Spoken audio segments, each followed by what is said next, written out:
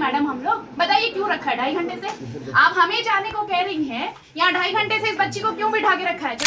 अब तक नहीं बताया गया। ये सवाल का जवाब मुझे मिल जाएगा। मैं प्रशासन के साथ हूँ। हम लोग कल भी नारे लगा रहे थे कि अंदर की बात है, पुलिस हमारे साथ है, और आज भी बोल रहे हैं। बहुत बढ़िया कि एक छात्रा को हेमंत सोरेन डायरेक्ट गिरफ्तार करवा रहे हैं, डायरेक्ट गिरफ्तार करवा रहे हैं, और गोलियां चलानी होगी। सरकार में ताकत है, गोली चलाओ क्या है। और 2029 पर जिस प्रकार बंगाल में लोगों ने बदला लिया है, पत्रकारों पर जो लाठी चार्ज हुआ, पत्रकार को चोट लगी, उसकी मैं घोर निंदा करता हूँ।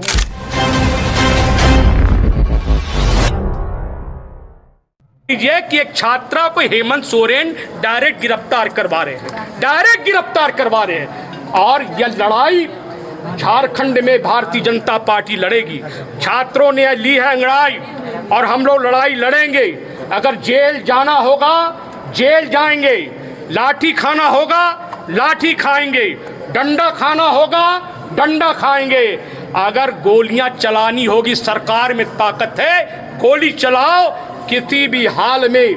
यहाँ से हमारे प्रतिपक्ष के नेता आए हैं, जो फैसला करेंगे उसे हम मानेंगे। मैं बहुत हतप्रभ हूँ, मैं बहुत दुखी हूँ। हम सभी लोग इस बात के लिए अचंभित हैं। आप लोग खुद देख रहे, 1 घंटे से क्या इंतजार कर रहे हैं आप लोग? आप चलाइए। एक निरीह महिला को यहाँ पर कस्टडी में रखा गया, उनका ऊपर में कोई आरोप नहीं है, कोई गुंडागर्दी का आरोप नहीं है। चोर के साथ गलबैयाँ करते हैं, बालू चोरी करवाते हैं, और यहाँ पुलिसकर्मी मूर्ख दर्शक है। यहाँ पर लोग हैं किन कर्तव्य विमूढ़ की स्थिति में खड़े हैं। अब इससे बड़ा दुर्भाग्य नहीं हो सकता है। लोकतंत्र की हत्या है। और 2029 पर जिस प्रकार बंगाल में लोगों ने बदला लिया है, झारखंड की धरती में भी लोग बदला लिया। ये पुलिस की मनमानी चल रही है, यहाँ पे देखा जा रहा है। बिल्कुल मनमानी चल रही है। केवल बोली लगती है थाना का, केवल लगता है पोस्टिंग का, केवल लगता है ट्रांसफर का। कोई किसी की बात नहीं मानता है। ना तो एसपी की बात डीएसपी मानता, ना डीएसपी की बात थाना प्रभारी मानता, ना थाना प्रभारी की बात जो है दरोगा मानता, ना दरोगा का बात सिपाही मानता, ना सिपाही का बात जो है आम आदमी मानता है। और यहाँ पर जो भी हो रहा है घटनाक्रम आपने देखा। छात्रों के साथ किसने गुंडागर्दी किया? हाथ में डंडा लेकर। ये सबूत है। क्या आपने गिरफ्तारी उनका किया? आपने देखा वीडियो में पूरे झारखंड में जिस प्रकार हाथों पर डंडा लेकर झंडा भी प्रमाणित है कि जेएमएम के कार्यकर्ताओं ने रांची पर, गढ़वा पर, हजारीबाग पर और गिरिडीह पर जिस प्रकार गुंडागर्दी। क्या लोकतंत्र में आपको अधिकार नहीं कि आप अपने कार्यकर्ताओं को लगाम लगा दें?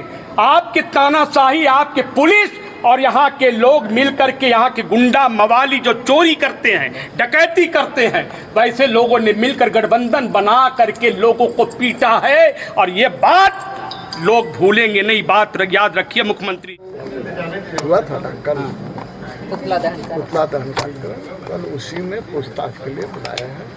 पूछताछ करके छोड़ देंगे। अभी एसपी आया था, तो एसपी से बात की हम लोग, तो बोला कि अभी पूछताछ करते थे। बाबूलाल जी थे, उन्होंने कहा कि भाई जब तक उसको आप छोड़िएगा नहीं तब तक हम लोग बैठेंगे, हम लोग ले करके ही जाएंगे। या तो आप उसको जेल भेजिए या तो छोड़िए। उन्होंने कहा कि थोड़ा सा नीचे करो ना यार, चेहरा में चढ़ा जा रहा है। क्या मैटर क्या था सर जो कि पूछताछ बन गया? तो फिर मैटर वही मैटर है जो कल जुलूस में स्पष्ट जानकारी दी गई है जुलूस वाले में। अब स्पष्ट तो उतना खोद करके कोई जीरा तो नहीं हो रहा था ना। नहीं, सवाल है कि किसी को भी आप ला रहे हैं तो उसकी भी बहुत प्रक्रिया होती है। कानून से देखेंगे तो कानून का पालन होता कहाँ है? जब ये आश्वासन दे दिया कि पूछताछ के बाद हम छोड़ देंगे, तो बात खत्म हो गई। फिर हम लोगों ने आगे निरह नहीं किया, क्योंकि हम लोग को लड़की को छुड़ा करके ले जाए। एक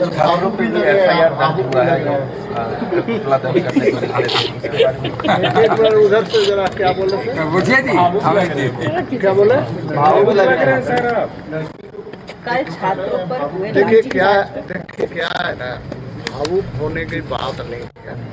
स्वाभाविक है कोई भी भावुक होता है, आखिर हम भी 4 बेटी के बाप हैं। कोई भी जिसका भी बाल बच्चा तो स्वाभाविक है, तो भी तो हमारी बेटी की ही तरह है, तो स्वाभाविक है भावुक।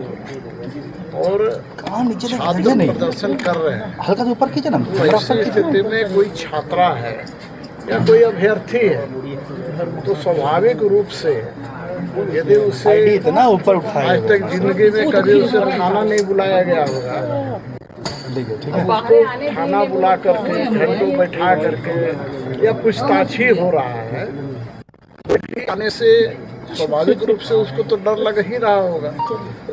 पॉलिटिशियन तो है नहीं हम लोग जैसा लोग। सर कल लेकिन लाठीचार्ज भाई पत्रकार का मामला पत्रकार समझे,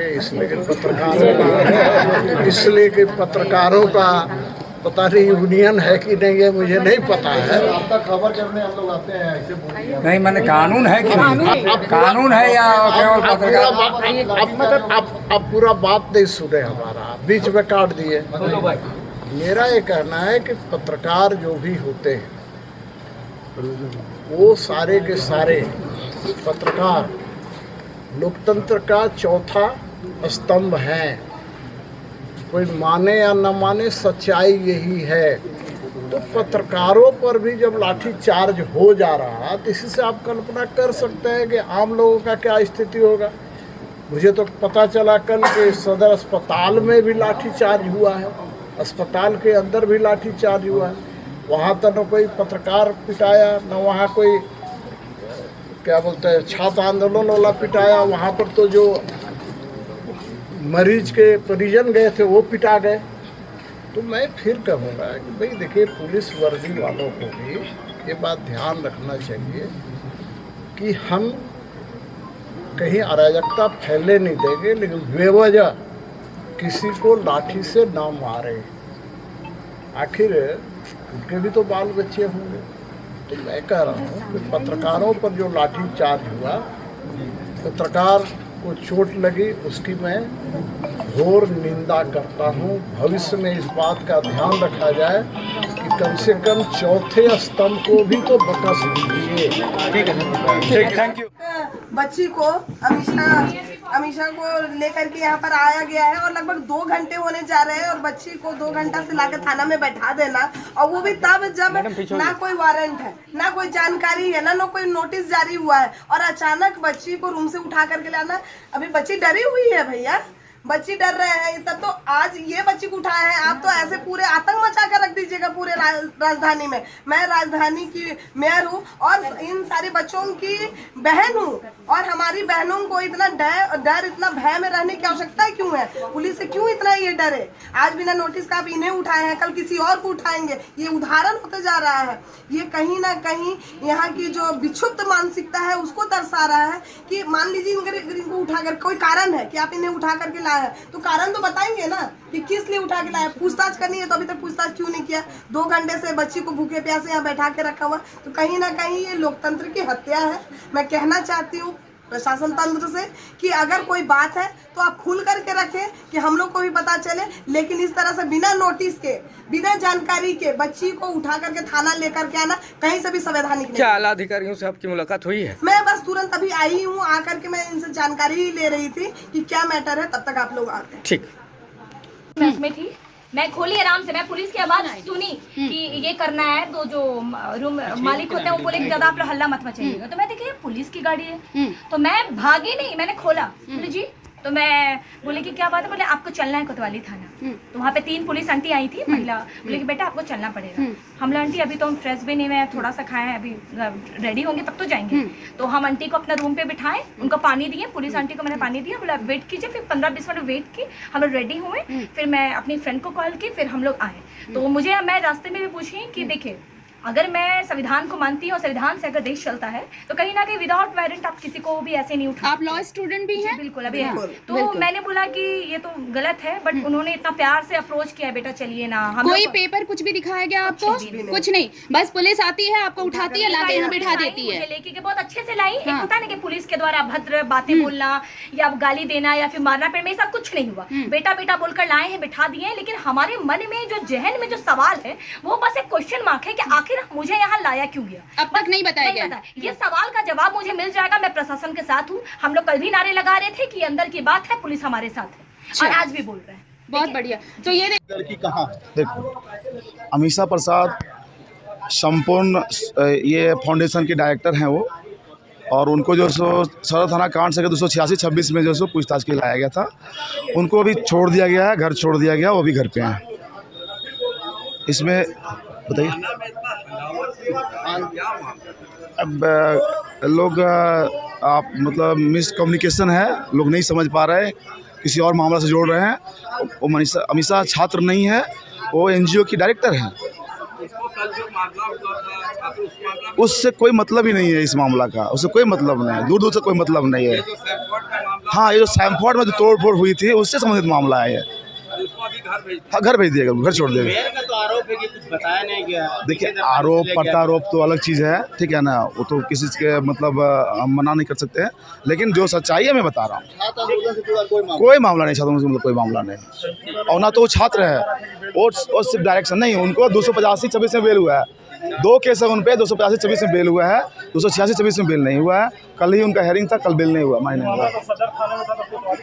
वो तो हमेशा महिला थाना के पास ही बुलाते हैं, महिला थाना आते हैं, कोई नई बात नहीं है।